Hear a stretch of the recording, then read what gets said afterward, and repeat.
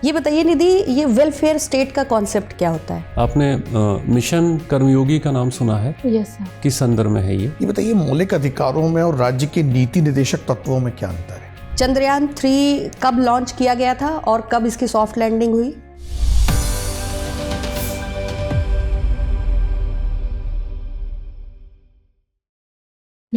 Yes please come in. Good morning sir. Good morning ma'am. Good morning sir. बैठिए। कैसी है निधि? बढ़िया ma'am. ठीक है निधि, अपना संक्षिप्त परिचय बोर्ड मेंबर्स को दीजिए और अपने बारे में हमें इस तरह से बताइए जिससे कि हम ये समझ पाएं कि किन विषयों पर हम आपसे बात करें। मैम मेरा नाम निधि है। मैं यूपी के अमरोहा की रहने वाली हूँ। ठीक है। मैंने 2021 में मुरादाबाद के हिंदू कॉलेज से बीएससी किया है बायोलॉजी बॉटनी केमिस्ट्री में। ठीक है।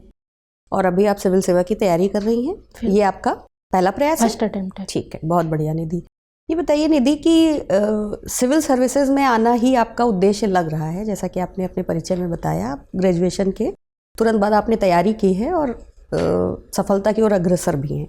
आप मुझे बताइए सिविल सर्विसेज में आप क्यों आना चाहती हैं? मैम शुरू से ही मेरा मन था और तब मैं कस्तूरबा गांधी बालिका विद्यालय जो योजना है सरकार की उसमें मैं पढ़ी थी। तब एक अधिकारी आए थे तो तब से मेरा मन था और मैं अपने मतलब राज्य के लिए कुछ करना चाहती हूँ, मतलब उसके डेवलपमेंट में, उसके विकास के लिए मेरा योगदान हो और एक अच्छा जीवन।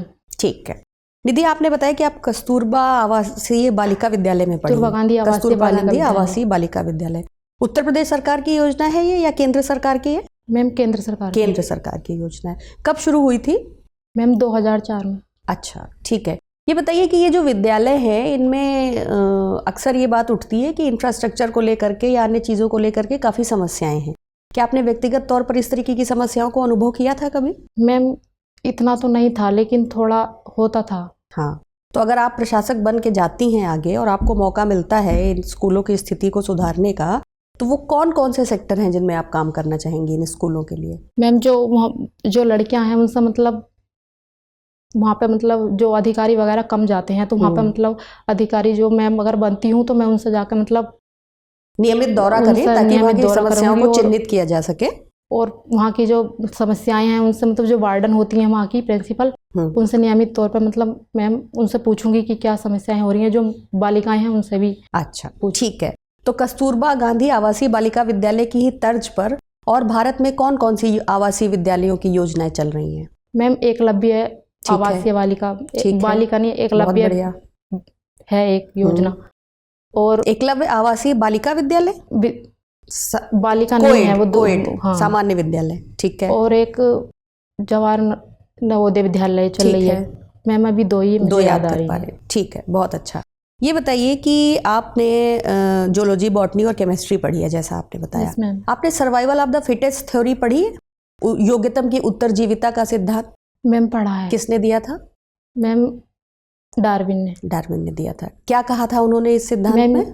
उन्होंने कहा था कि मतलब जैसे सारी स्पीसीज या सारे जितने भी वो होते हैं जब वो अपने मतलब लाइफ के लिए स्ट्रगल कर रहे होते हैं तो जो योग्यतम होते हैं या सबसे आगे निकलते हैं वो ही जी पाते हैं। जैसे कि उष्णकटिबंधीय जो वन है उनमें जो पौधे सबसे लंबे होते हैं, हाँ, उस तरीके से उनमें मतलब प्रतिस्पर्धा होती है। ठीक है, बहुत अच्छा।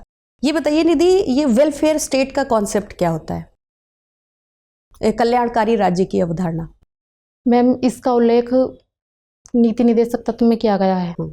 जो मतलब वो हैं मतलब जो राज्य है वो नागरिकों के कल्याण के लिए कार्य करेगा। मतलब जो निचले तबके के लोग हैं उन्हें एक मतलब समाज की मुख्य धारा में शामिल करना ताकि वो भी अपना एक अच्छा जीवन व्यतीत कर सकें। ठीक है। निधि, आप कुछ ऐसी योजनाओं के नाम बता सकती हैं भारत सरकार की या उत्तर प्रदेश सरकार की जो लोक कल्याणकारी राज्य के लक्ष्य की पूर्ति के दिशा में काम करती हैं? मैम जो कस्तूरबा गांधी आवासीय बालिका विद्यालय तो यही बहुत बढ़िया। मिड डे मील, सर्व शिक्षा अभियान और जो खाद्य सुरक्षा अधिनियम था, राष्ट्रीय खाद्य सुरक्षा योजना, और जल जीवन मिशन जो अभी चला गया है 2024 तक सभी घरों में, ग्रामीण घरों में। अच्छा ठीक है। यदि ये बताइए कि अयोध्या में अभी एयरपोर्ट का उद्घाटन किया गया, आपने पढ़ा होगा, कब हुआ उसका उद्घाटन? मैम अभी 2-3 दिन पहले ही हुआ है। 2-3 दिन पहले हुआ है, ठीक है। हाँ। उत्तर प्रदेश में अब कितने इंटरनेशनल एयरपोर्ट हो गए हैं? मैम 5। 5 कौन कौन से? मैम एक तो जो जेवर वो है, हाँ वो नोएडा में, वो शुरू हो गया है या अभी मैम प्रस्तावित अभी है, बन रहा है? निर्माणाधीन है। निर्माणाधीन है, ठीक है। और एक लखनऊ में, और एक वाराणसी में है, एक कुशीनगर में है, और एक अयोध्या। ठीक है। 5। तो जो निर्माणाधीन है उसको हम काउंट करेंगे या नहीं काउंट करेंगे? मैम काउंट करेंगे। करेंगे, अच्छा ठीक है। मैम वो शुरू होने ही वाले हैं। शुरू होने वाला है, ठीक है। योगा करना आपकी हॉबी है, आपने बताया। Yes ma'am. Yoga capital of the world किस शहर को कहा जाता है? मैम भारत को ही। भारत को कहा जाता है। उत्तर प्रदेश में कोई योगा विश्वविद्यालय है? मैम अभी मुझको आप याद नहीं कर पा रही। भारत में कोई योगा विश्वविद्यालय है जिनके आप नाम याद कर पा रही हो? Sorry ma'am. ठीक है। फिलहाल के लिए मेरा आपसे आखिरी सवाल ये है कि अष्टांग योगा और अष्टांग विन्यास योगा दोनों में क्या अंतर होता है? मैम जो अष्टांग योग है वो उसका प्रतिपादन महर्षि पतंजलि ने किया था। उन्होंने कहा था कि मतलब जो कोई मनुष्य है समाधि तक पहुंचना चाहता है तो उसको 8 प्रक्रियाओं से गुजरना होगा। यम, नियम, आसन, प्राणायाम, प्रत्याहार, धारणा और योग और समाधि। ध्यान, धारणा और समाधि, ठीक है। और अष्टांग विन्यास योगा क्या होगा? इसके बारे में मुझे याद नहीं ठीक है, थैंक यू सर। निधि, आप अमरोहा से हैं। Yes sir. ये अमरोहा जो डिस्ट्रिक्ट है, इसके सीमावर्ती जिले कौन कौन से हैं? सर मेरठ, हापुड़, बिजनौर, मुरादाबाद, संभल, बुलंदशहर। 5 जिले हैं सर 6 शायद। सर 6 जिले हैं टोटल। अच्छा। और ये जो आपका अमरोहा है, यहाँ पे कौन कौन सी नदियाँ हैं गुजरती हैं गंगा अमरोहा गुजर से? रही है। सिर्फ गंगा? Yes sir. और गंगा और सर मुरादाबाद जो पास में ही है वो रामगंगा, पर वो हमारे ज़िले में नहीं है। अच्छा। और यहाँ पे इंडस्ट्रीज़ वगैरह? इंडस्ट्रीज़ वगैरह सर छोटे लेवल पर हैं। किस चीज़ के उत्पादन के लिए जाना जाता है आपका अमरोहा? सर आम के लिए फेमस है और रोहू मछली, इसी के नाम पर इसका नाम अमरोहा पड़ा है। मैंने कहीं पढ़ा था कि अमरोहा का कुछ संबंध महात्मा ज्योतिबा फूले से भी रहा है। हाँ सर, इसका नाम पहले महात्मा गांधी ज्योतिबा फूले ही था, जो बाद में अभी चेंज हो गया है। तो क्या संबंध रहा है महात्मा ज्योतिबा फूले से? ऐसे तो नहीं पता मुझे। अच्छा, जैसे आपने पढ़ा होगा कि उत्तर प्रदेश सरकार जो है, जो जिसे आप MSME कहते हैं, यस सर, तो उसके विकास के लिए कुछ उन लोगों ने सेंटर वगैरह खोल रखे हैं, MSME उत्पादन केंद्र इस तरीके से। तो वो उत्तर प्रदेश के किन जिलों में है? MSME विकास संस्थान के नाम से हैं ये। जहाँ तक मैं गैस कर पा रही हूँ ये सारे ही जिलों में खोले हैं। नहीं, सारे में नहीं है, 2 जिलों में है। तो सर मुझको नहीं। अच्छा। आपने जैसे कि अभी कुछ दिनों पहले पढ़ा होगा खबरों में या सुना होगा कि हिंद महासागर में एक छोटा सा देश है जो एक आइलैंड के फॉर्म में है, मालदीव। यस। तो वहाँ पे सत्ता में परिवर्तन हुआ है। कुछ जानकारी है आपको उसके बारे में? नए राष्ट्रपति वहाँ पे आए हैं मालदीव में। Sir sorry. अच्छा। आपने वर्तमान सरकार की जो पहले पड़ोसी की जो नीति है, जिसे नेबरहुड फर्स्ट पॉलिसी कहते हैं, उसके बारे में कुछ सुना है? हाँ सर। सर जो हमारी पॉलिसी है फॉरेन पॉलिसी कि हम जो अपने मतलब पड़ोसी देश हैं इनसे मतलब अच्छे संबंध बनाकर रखेंगे। तो उसका क्या व्यवहारिक परिणाम क्या आपको दिखाई पड़ता है उस पॉलिसी से? क्या हमारे पड़ोसी देशों से संबंध पहले से बेहतर हुए हैं? आपको ऐसा लगता है? Yes sir. सर मतलब जैसा कि चीन है वो इस टाइम हमें मतलब व्यापार में भी, और जो हिंद महासागर है हमारे मतलब जो ये सागर वाला जितना भी है हिंद महासागर हमारा, इसमें हमें मतलब हर तरीके से चैलेंज कर रहा है। तो हमें मतलब अपनी सुरक्षा के लिए अपने पड़ोसी देशों के साथ संबंध होना बेहतर है। अच्छा। आपने मिशन कर्मयोगी का नाम सुना है? Yes sir. किस संदर्भ में है ये? सर किसकी योजना है ये? ये केंद्र सरकार की योजना है। अच्छा। सर इसके अंतर्गत सिविल सर्वेंट को वर्तमान आवश्यकताओं के प्रति प्रशिक्षण और उन्हें मतलब और अच्छे से कार्य के लिए तैयार करना। ये जो मिशन कर्मयोगी योजना है ये किसके निर्देशन में चलाई जाती है? सर कार्मिक मंत्रालय। इसका जो सुपरविज़न है वो किस के तरफ से होता है? आप थोड़ा सोच के बोलिएगा। ये सबसे ज़्यादा किसके ट्रेनिंग पर फोकस करती है? और ट्रेनिंग का जरिया क्या है, मतलब कैसे ट्रेनिंग देने की बात इसमें होती है, कुछ है जानकारी आपको इसके बारे में? सर इसका नहीं मुझको। गति शक्ति योजना के बारे में कुछ सुना है आपने? Yes sir. क्या है ये गति शक्ति योजना? सर गति शक्ति योजना भारत सरकार की एक योजना है जो 16 मंत्रालयों को एक साथ एक प्लेटफॉर्म पर लाती है, जिससे कि मतलब कोई भी हमारी योजना है जो हमें मतलब जिसमें टाइम लगता है, तो जितने सारे मंत्रालय हैं वो मिलकर उसके लिए एक कम टाइम में उसको मतलब पूरा कर सके, जिससे मतलब भारत का जल्दी से विकास हो सके। अच्छा, अगर मैं लास्ट क्वेश्चन आपसे ये पूछूं कि भारतीय संविधान का कौन सा भाग आपको सबसे अच्छा लगता है और क्यों? सर मौलिक अधिकार। क्यों? सर जो निचले तबके के लोग हैं या फिर एक व्यक्ति के लिए किसी के लिए भी चाहिए कि वो अपना सम्मानपूर्ण जीवन व्यतीत कर सके, तो सर उसके लिए वो बहुत जरूरी है। ठीक है। निधि जी, यस। भारतीय संविधान पर ही थोड़ी सी बात कर लें आपसे। मौलिक अधिकार का पार्ट आपको बहुत अच्छा लगता है, सर से कहा आपने। ये बताइए, मौलिक अधिकारों में और राज्य के नीति निर्देशक तत्वों में क्या अंतर है? सर जो मौलिक अधिकार हैं उन्हें सर्वोच्च न्यायालय या उच्च न्यायालय द्वारा परिवर्तनीय है, मतलब उन्हें लागू कराया जा सकता है, जबकि जो नीति निर्देशक तत्व हैं उन्हें लागू नहीं कराया जा सकता फोर्सली। इसके अलावा 2-3 और अंतर कुछ? और सर वो जो व्यक्ति के सम्मानपूर्ण जीवन के लिए जरूरी हैं और दूसरे के लिए वो एक कल्याणकारी राज्य की अवधारणा पर आधारित है। और अगर मैं समानताएं पूछूं इनके बीच में? सर दोनों एक अच्छे समाज और राष्ट्र के विकास के लिए जरूरी है। चलिए कोई बात नहीं।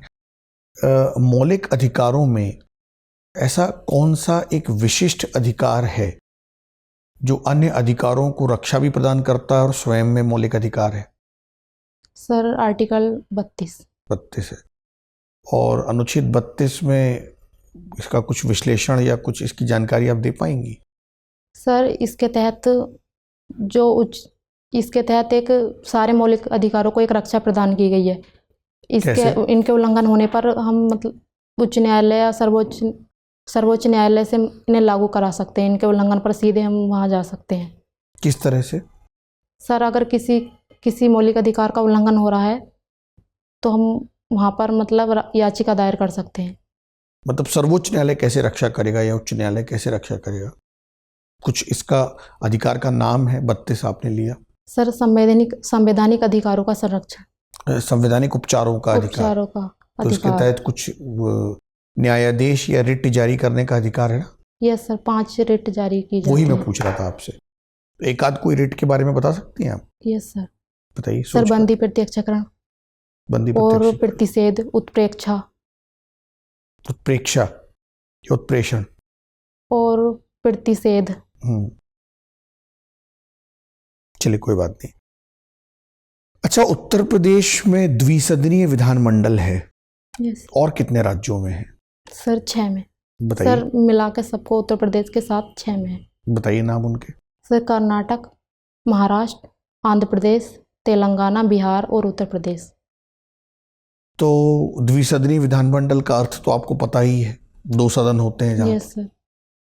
क्या उपादेयता है इसकी विधान परिषद की उत्तर प्रदेश के संदर्भ में अगर देखें तो? कोई योगदान आप बता सकती हैं कुछ इसका, विधान परिषद का? सर जो कोई भी जो कानून है, अगर पूरी तरीके से मतलब इतना बड़ा राज्य है उसके लिए अगर लगता है कि इतना ज़रूरी नहीं है तो वो दूसरा जो विधान परिषद है वो भी इसमें थोड़ा टाइम के लिए रोक सकता है और वो उस पर मतलब इससे विधानसभा उस पर विचार भी कर सकती है।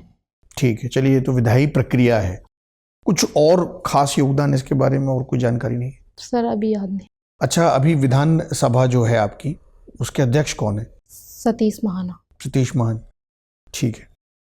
अभी सांसदों की बर्खास्तगी का मामला उभर कर आया था हमारे सामने। Yes sir. इसके बारे में कुछ जानकारी दे सकती है? ये अधिकार किसको है या कहीं पर इसका जिक्र है संविधान में कुछ? सर जहाँ तक मैं याद कर पा रही हूँ आर्टिकल 382 में। Yes sir. क्या है? सर इसके तहत अध्यक्ष को अधिकार है कि वो जब संसद की कार्यवाही चल रही हो या कोई विशेष प्रक्रिया है तो वो बाहर के लोगों को बाहर कर सकता है। अच्छा। चैम्बर से या फिर बाहर के लोगों को बाहर कर सकता है, मतलब उसके तहत?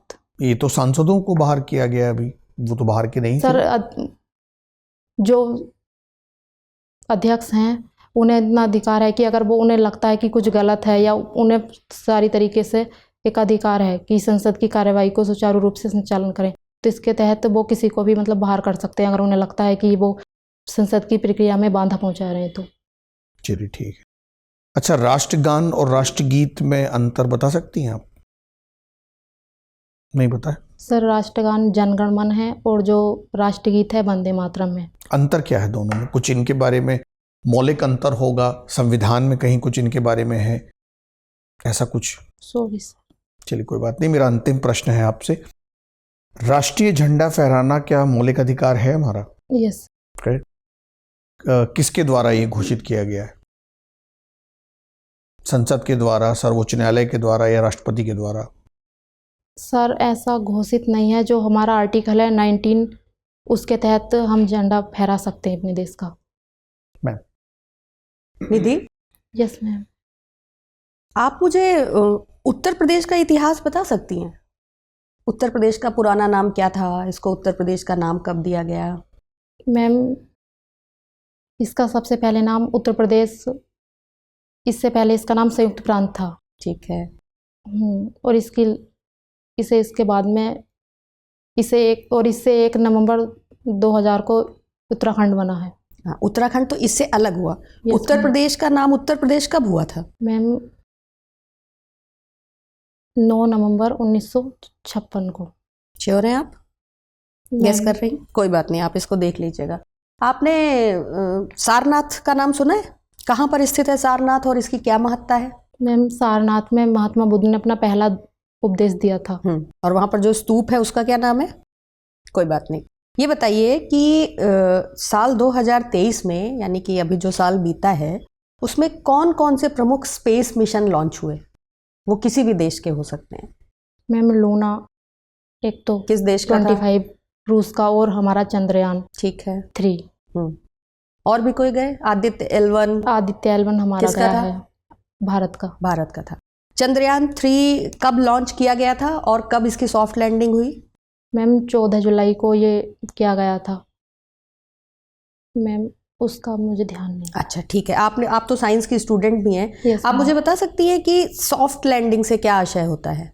मैम, सॉफ्ट लैंडिंग के तहत जो हमारा मतलब सैटेलाइट है या मिशन है, उसकी मतलब एक अच्छा कोई बात नहीं। जिस पॉइंट पे लैंड किया उस पॉइंट को क्या नाम दिया गया है? Ma'am, Shiv Shakti point. Shiv Shakti point. क्यों? कोई विशेष कारण है उसके पीछे?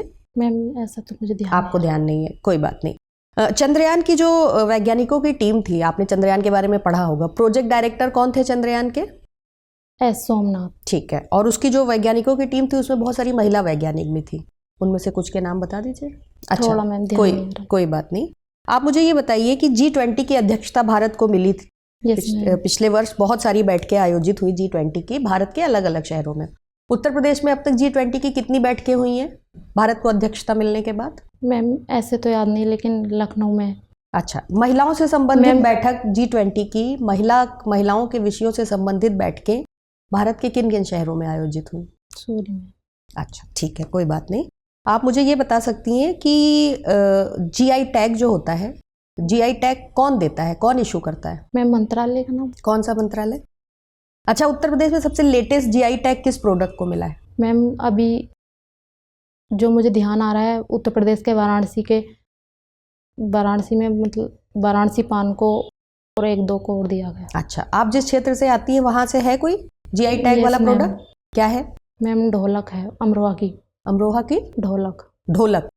अमरोहा की ढोलक को GI टैग क्यों दिया गया है? ऐसा क्या खास है? मैम, अमरोहा ढोलक के लिए फेमस है। हाँ, मतलब क्यों अमरोहा ही क्यों फेमस है? मैम, जो आम है, अमरोहा का जो आम है, आम की लकड़ी से ही मतलब ढोलक बनती है, इसलिए फेमस है। और वहाँ पे उसकी इंडस्ट्री सारी चीज़ें काफ़ी हैं। ठीक है। अब निधि, मेरा आपसे आखिरी सवाल है, अगर आपको एक सुपर पावर मिल जाए कुछ बदलाव करने की, तो आप समाज में कौन से 2 बदलाव सबसे पहले करना चाहेंगी? मैम, महिलाओं के क्षेत्र में एक तो, और फिर दूसरा शिक्षा के क्षेत्र में। शिक्षा के क्षेत्र में और महिलाओं के लिए। ठीक है, थैंक यू। निधि, आपका इंटरव्यू पूरा होता है, आप जा सकती हैं। Thank you ma'am. Thank you sir.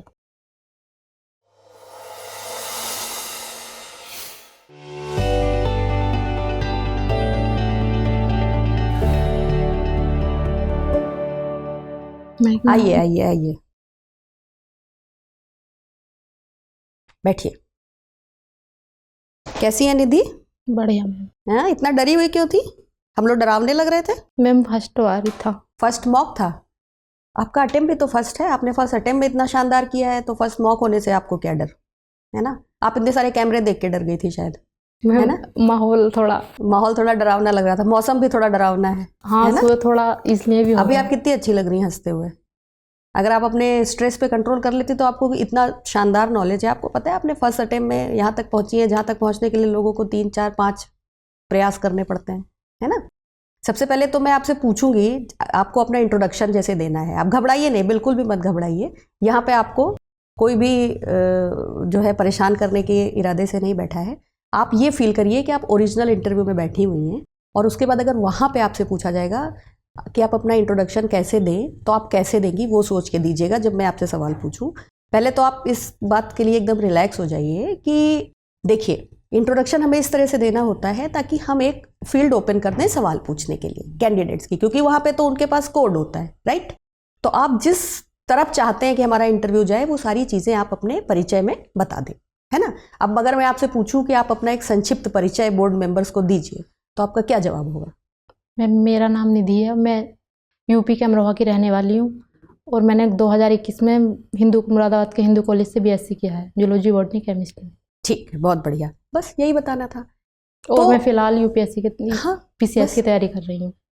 ठीक है, तो पहले आपका ये परिचय होगा। जब परिचय मिलेगा बोर्ड मेंबर्स को, तब उनको लगेगा कि इस बच्चे से हम क्या सवाल पूछें। आपको पता है आपके सिलेक्शन की संभावनाएं बहुत उज्जवल हैं, क्योंकि फर्स्ट अटेम्प्ट में जनरली जो बच्चे जाते हैं, बोर्ड मेंबर्स को भी उनका कैलिबर पता चल जाता है कि ये बच्चा पहले अटेम्प्ट में यहाँ तक आया है तो ये बच्चा बहुत अच्छा होगा, और सामान्य तौर पर उनका बहुत वात्सल्य वाला व्यवहार रहता है उस बच्चे के लिए, और उसको उसका बेनिफिट मिलता है। अगर आप डर जाएंगे तो चीज़ें खराब हो सकती हैं, इसलिए आपको डरना नहीं है, और आपकी कोशिश ये होनी चाहिए कि फर्स्ट अटेम्प्ट में ही आप इस बार पहली बार में ही नैया पार। ठीक है, तो घबराना नहीं है। अब आप देखिए क्या है कि घबराहट की वजह से बहुत से ऐसे सवाल थे जिनका जवाब आपको आता था लेकिन आप नहीं दे पा रही थी। ठीक है, तो घबराना नहीं है। ठीक है, और अपने अगर आपको कोई जवाब नहीं आता है तो माफ़ी मांग लीजिए, विनम्रता पूर्वक माफ़ी मांग लीजिए। आपको पानी चाहिए? पानी दें? नहीं मैम। ठीक है, तो आप विनम्रता पूर्वक माफ़ी मांग लीजिए कि मैम मुझे इसका जवाब नहीं आता है, मैं इसको देख लूँगी, या मैं अभी रिकॉल नहीं कर पा रही हूँ। आता है तो कॉन्फिडेंस के साथ में जवाब दीजिए, और अगर भ्रम की स्थिति है तो अनुमति लेके गेस कर लीजिए कि मैम मैं श्योर नहीं हूँ, लेकिन अगर आप अनुमति दें तो मैं गेस करना चाहूँगी। ठीक, अब बात करते हैं आपकी एंट्री की। आपकी एंट्री ठीक थी, लेकिन क्योंकि आप डर रही थी इसलिए वो कॉन्फिडेंस आपकी बॉडी लैंग्वेज में भी नहीं दिख रहा था। आप इस कॉन्फिडेंस के साथ, इस डर के साथ में मत जाइए कि मैं इंटरव्यू में क्या नहीं बता पाऊंगी। आप इस कॉन्फिडेंस के साथ जाइए कि मैंने पहले अटेम्प्ट में मेंस निकाला है, राइट? और वहाँ पे वो आपको सेलेक्ट करने के लिए बैठे हैं, वो आपको रिजेक्ट करने के लिए बैठे नहीं हैं। वहाँ पे जो भी लोग हैं ना, वो आपको सेलेक्ट करने के लिए बैठे हैं। तो ये तनाव मत लीजिए कि वो ऐसा कुछ पूछेंगे कि वो आपसे कोई बदला लेने के इरादे से बैठे होंगे कि हम वही पूछेंगे जो हमें नहीं पता होगा। आपने कस्तूरबा विद्यालय में पढ़ाई की, आपने बताया सरकार की स्कीम है बहुत अच्छी, और उसके पैरेलल तमाम सारी स्कूलों को लेकर के स्कीम है। तो स्कूलों के बारे में, स्पेशली आवासीय विद्यालयों के बारे में अच्छे से पढ़ लीजिएगा। इनको फंडिंग कहाँ से होती है, कौन इनका एडमिनिस्ट्रेशन देखता है, कैसे इनकी व्यवस्था चलती है, वो सब चीज़ें आप अच्छी तरीके से पढ़ लीजिएगा। योगा को आपने अपनी हॉबी लिखा है तो योगा पे एक अच्छी स्टडी कर लीजिएगा। योगा विश्वविद्यालय भारत में बहुत सारे हैं, अंतर्राष्ट्रीय योगा विश्वविद्यालय हैं। अष्टांग विन्यास योगा और अष्टांग योगा में कोई बहुत ऐसा थोड़ा ना था, कोई बहुत कठिन सवाल था। विन्यास का मतलब योगा में क्या होता है? जो हम आसन करते हैं तो हम जो जिस भी तरीके की का जो है जब आसन करते हैं तो अपने हाथ और पैरों को जिस भी तरीके से मोड़ते हैं उसी को तो कहते हैं विन्यास। जैसे वाक्य विन्यास होता है, वाक्य को बनाना, वैसे शरीर में योग की विभिन्न क्रियाओं में हम जिस तरीके से अपने हाथ पैरों को ले जाते हैं वो विन्यास होता है। तो अष्टांग विन्यास का मतलब 8 तरीके से योगा। जैसे सूर्य नमस्कार करते हैं, सूर्य नमस्कार के कितने स्टेप होते हैं? कई होते हैं, मतलब कितने होते हैं आपको पता है? 3 हैं? 3 होते हैं। देख लीजिएगा इसको, सूर्य नमस्कार को, उसमें देखिएगा तो अलग अलग विन्यास करते हैं हम उसमें। तो विन्यास से वो मतलब होता है, और अष्टांग योगा जो आपने बताया था, ठीक है, उसको देख लीजिएगा। योगा पे अच्छे से पढ़ाई कर लीजिएगा, क्योंकि योगा न्यूज़ में भी बहुत रहता है। भारत सरकार योगा को प्रमोट भी बहुत कर रही है, तो उस पर अच्छी तैयारी अपनी कर लीजिएगा। अब अगर हम बात करते हैं आपसे, जैसे सर से बात करते हुए आप बहुत घबरा गई और सर से बात करते हुए आप घबराइए नहीं। तो आपने पॉलिटी अच्छी पढ़ी है, आपने पॉलिटी के जवाब ठीक दिए, ऐसा नहीं है, लेकिन आप डर रही थी इसलिए चीज़ें गलत हो रही थी। डरना नहीं है। अगर आप 2 चीज़ें बता पा रही है, मान लीजिए आपसे पूछा गया बंदी प्रत्यक्षीकरण, अधिकार प्रेक्षा, उत्प्रेषण, आपने बोला अधिकार प्रेक्षा उत्प्रेक्षा, सर ने आपको करेक्ट भी किया, उत्प्रेक्षा या उत्प्रेषण, आप डरी हुई थी। डरना नहीं। आपको 2 याद है, आप 2 बताइए। सर मैं अभी 2 याद कर पा रही हूँ, बाकी मैं रिकॉल नहीं कर पा रही हूँ।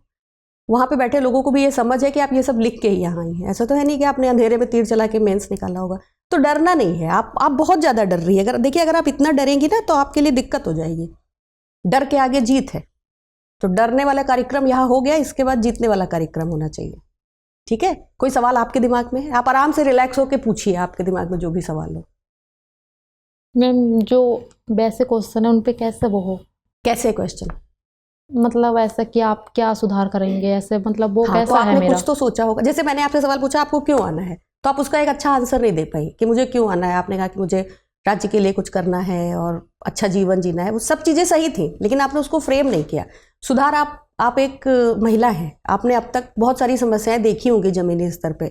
उन्हीं के बारे में बताइए कि उन्हीं को बदलना है। एक एसडीएम की कितनी पावर होती है। लेकिन जहां पर आपसे ये सवाल पूछा जाए कि आपको सुपर पावर दे दी गई कि आप कुछ भी बदल दीजिए, वहां पे आपको जिस समस्या ने सबसे ज्यादा परेशान किया उसके बारे में बताइए। आप बताइए कि हम आपने बोला महिलाओं के बारे में तो बहुत कुछ बदलने के लिए कोई एक ऐसी चीज़ आप बोल दीजिए कि हम अगर हमको सुपर पावर मिल गई तो हम सबसे पहले अपने समाज से दहेज प्रथा को समाप्त करेंगे, जिसकी वजह से बच्चियों को इतनी दिक्कतें होती हैं, या कुछ भी इस तरीके का। उनके स्वास्थ्य की दिशा में कोई जादुई काम करेंगे। हमारे समाज में महिलाओं के स्वास्थ्य की स्थिति बहुत गिरी हुई है। गाँवों में समस्या है, कुपोषण की समस्या है, एनीमिक है महिलाएं, इस तरीके की चीज़ें। सर जनरलाइज मत करिए, महिलाओं का बदल देंगे, शिक्षा का बदल देंगे, तो वो बदला ही जा रहा है। बहुत सारी चीज़ें तो हो ही रही है। अब सुपर पावर की बात है तो चेंज भी वैसे ही होने चाहिए ना।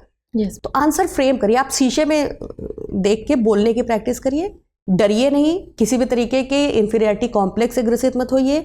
जहां पर भी आपको सवाल समझ में ना आए, विनम्रतापूर्वक सवाल दोबारा रिपीट करने की आप रिक्वेस्ट कर सकते हैं कि सर क्या आप एक बार फिर से रिपीट कर देंगे, या सर क्या आप मुझे इसका हिंदी टर्म बता सकते हैं। जहाँ पर भी आपको दिक्कत हो इंग्लिश समझने में, आप एकदम आराम से कह सकती हैं कि आप हमें इसको हिंदी में बता दीजिए, उसमें कहीं कोई समस्या नहीं है। और कुछ मैम पीछे तन के बैठना है, बहुत ज़्यादा हैंड मूवमेंट नहीं करना। आप ठीक बैठे थे, हैंड मूवमेंट बहुत ज़्यादा नहीं करना। जब आप घबरा रही थी ना तो आपका हाथ बार बार आपके चेहरे पे जा रहा था, वो तो बिल्कुल नहीं करना है। दूसरी चीज़ कि अगर बहुत बच्चे होते ना जो नहीं कंट्रोल कर पाते अपने हाथ को ऐसे रख पाना, तो इतना हाथ चलाइए कि वो हमारे और आपके जो कम्युनिकेशन है उसके बीच में ना आए। थोड़ा बहुत, हाँ, मतलब ये नहीं होता कि एकदम ऐसा लग रहा है कि जैसे बहस करने लगे, वैसा नहीं। विनम्रतापूर्वक आप होता ना कि समझाने के स्टाइल में आप कर सकते हैं। साड़ी आप यही पहन के जाने वाली है? मैम शायद पक्का नहीं है, लेकिन पक्का नहीं है। मतलब अगर आप ये पहन के जा रही हैं तो इसके बारे में थोड़ा पढ़ लीजिएगा, ये किस प्रकार की साड़ी है। उत्तर प्रदेश में इस तरीके की साड़ियाँ बनती हैं, कहीं बाहर की है। उत्तर प्रदेश का प्रमुख हैंडलूम हैंडीक्राफ्ट, ये थोड़ा सा पढ़ लीजिएगा, और कुछ नहीं। अदरवाइज ठीक है, फुटवेयर चेंज कर लीजिएगा। यस मैम, वो मैम मैं चेंज करूंगी, लेकिन आज बारिश हो रही थी। कोई बात नहीं, आज तो हमें पता है बारिश है और उसको लेके बहुत तनाव भी नहीं है। नॉलेज वगैरह कैसी है? थोड़ा नॉलेज वगैरह। नॉलेज तो बहुत अच्छा है। ये तो कोई पूछने वाला सवाल ही नहीं कि नॉलेज कैसा है। और नॉलेज अच्छा नहीं है तो आप यहाँ इंटरव्यू देने पहले अटेम्प्ट में कैसे आ गई? मेंस कैसा किया है आपने? मैम मेंस तो अच्छा गया है। अच्छा किया है, मतलब अगर 100 नंबर का मेंस है तो आप कितने नंबर एक्सपेक्ट कर रही हैं? मैम सारा किया है और राइटिंग सारी चीज़ें अच्छी है। कुछ गलत नहीं है? गलत तो नहीं है, कुछ भी नहीं है ना। तो आप एकदम निश्चिंत होकर इंटरव्यू देने जाइए, आप निश्चित रूप से सक्सेसफुल कैंडिडेट्स की लिस्ट में होगी, अगर मेंस आपने वैसा किया जैसा आप बता रही हैं। ठीक है मैम? थोड़ा आज पहली बार दिया है और इतना सारा कुछ, इसलिए थोड़ा और ज़्यादा हो रहा था, प्रैक्टिस नहीं की है। बेटा मॉक इंटरव्यू इसीलिए दिया जाता है। अब ये कि थोड़ा दूंगी तो जब आप दोबारा कोई मॉक देने जाएंगे, या आप अपना ओरिजिनल इंटरव्यू 10 तारीख को है ना, 10 को देने जाएंगे ना, तो आपके साथ ये कुछ नहीं होगा, क्योंकि आप अभ्यस्त हो गए हैं। आपको पता है कि जब दरवाजा खोलेंगे सामने 3 खूंखार लोग बैठे होंगे सवाल पूछने के लिए, तो आप नहीं डरेंगे, आपको पूरी प्रैक्टिस हो गई है उसकी। निश्चिंत रहिए। यहाँ पे जो है यहीं छोड़ के जाइए इस कॉन्फिडेंस के साथ, यहाँ जो मैंने गलतियाँ की हैं उनसे मैं सीखूंगी, और जो आपका ओरिजिनल इंटरव्यू है वो 15-20 मिनट एकदम रिलैक्स होके सवालों के जवाब दीजिएगा। 3 चीज़ों का ध्यान रखना है, आता है तो जवाब देना है, नहीं आता है तो माफ़ी मांगनी है, गेस करना है तो अनुमति लेके गेस करना है, अंधेरे में तीर बिल्कुल नहीं चलाने। नहीं होता कि कुछ भी गेस कर रहे हैं, वो बिल्कुल भी नहीं करना है। ठीक है?